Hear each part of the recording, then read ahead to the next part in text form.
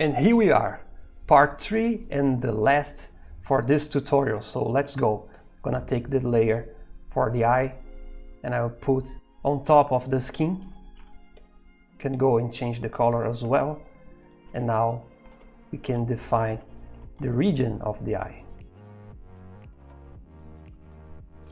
It is okay if you pass a little, for example, to here, because later you can make all the adjustments that you need to do it.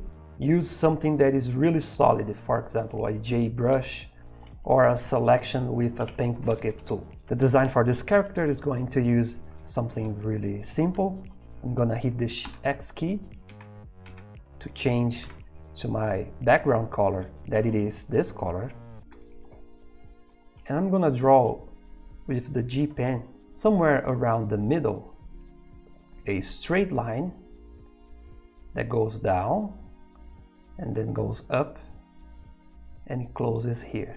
Now I can make a selection with the magic key wand, hit the G key 2 times and paint bucket all the area. You can go and adjust everything that you need on the borders. I'll hit X key again, take this blue color, and I'm gonna actually take the white color and paint it here. Let us lock the transparency to paint only inside the layer. It speeds the process a lot. And now with the blue color, I'm gonna hit the B to go for the airbrush and make a soft transition. And later you're gonna see this blue color in other parts of the drawing. So I hit the X key again, and I'm gonna repeat the same step that we did here.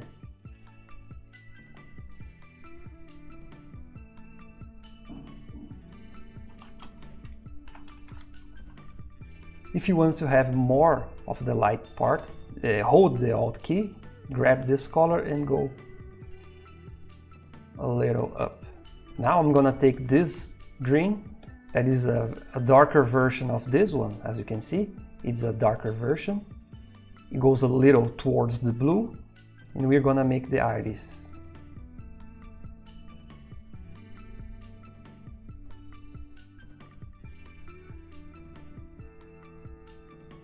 Still with this color, I'm gonna make a line here.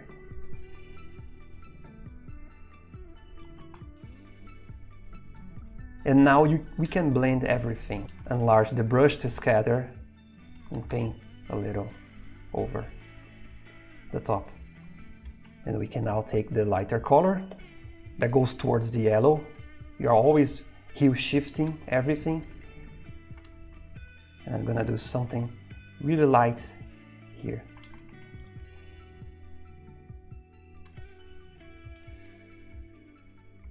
Take the darker color again.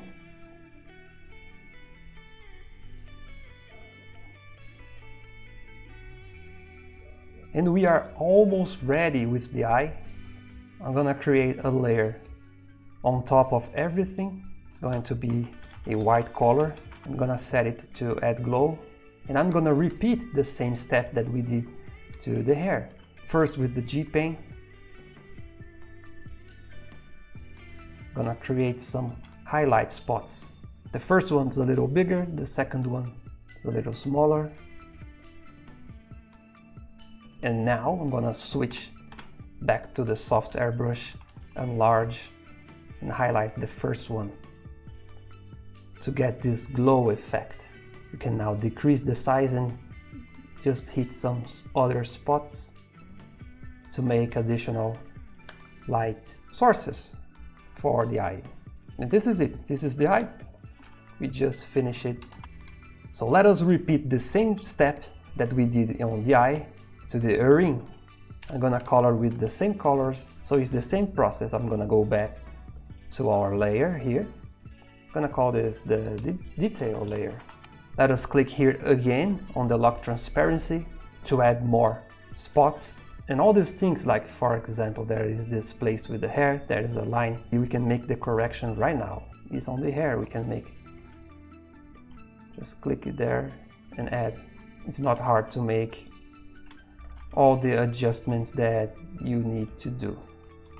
It's a mix between filling the area and also removing things that are overlapping. So I'm gonna lock the transparency again on the detail layer. I'm gonna choose a side to add the shadow.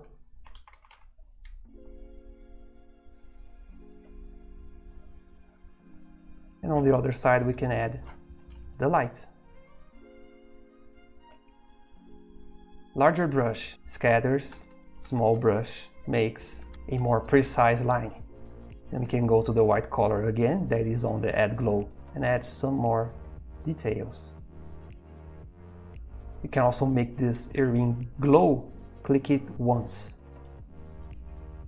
or maybe twice. We can also make the eye have the same effect. Maybe not so bright.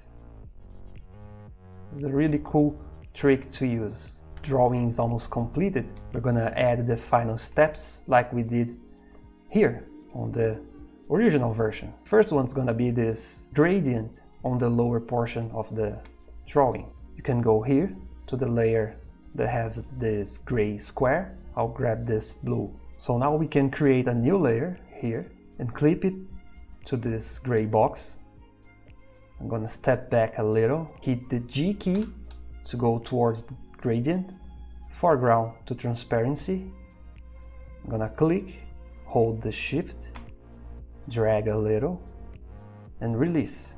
And as you can see, we are creating a backlight effect. I'm gonna do it again. We can also decrease the opacity of the layer to see some of the gray that's on behind. And to add a secondary light source, I'm gonna hit the B key to go for the airbrush. We are going to create a layer just above all the colors. That's why we are putting all the colors under orange. Let us clip this layer as well. And now we can enlarge the brush a little and set this layer to overlay. And as we go, we're gonna add sort of secondary light source that is coming from behind. I'm gonna add just a little because I don't want to lose the information that we did with the other colors.